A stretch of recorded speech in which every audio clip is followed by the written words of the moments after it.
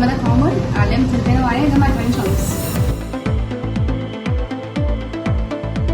انا كنت جايه هنا على اساس ان انا في حاجات محتاجه اتعلمها يعني علشان دراستي في الكليه، اولهم التتر والكورونا، فصل الكورونا وكل الحاجات دي. بجد يعني انا اتبسطت قوي لما جيت. توقعاتي قبلها ان انا ما كنتش متاكده ان الحاجات دي هبقى في الاخر متظبطه عليها، بس لما خلصت الكورس لا بجد اتبسطت قوي.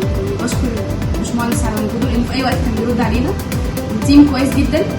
اي حاجه بنحتاجها بجد بيساعدونا فيها في اي وقت. طبعا يعني عن جدارة، يعني اي حد يسالني هقول اني اخدته هنا في كليه الاعلام. انا عمرو محمود من كليه اعلام عين شمس.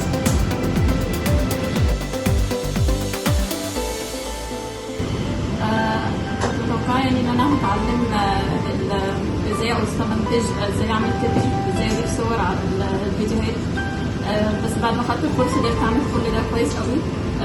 المهندس عامة كان بيساعدنا كتير، يعني في اي وقت كنت بقدر اساله كان بيرد عليا على طول. حتى كمان الاسيستنت بتوعه كانوا كويسين جدا، في اي وقت كنت بسال فيه كان على طول بلاقي رد وبلاقي اجابه. اكيد شاطر جدا وهيقدر يعمل حاجات كتير قوي، كواليتي عاليه جدا.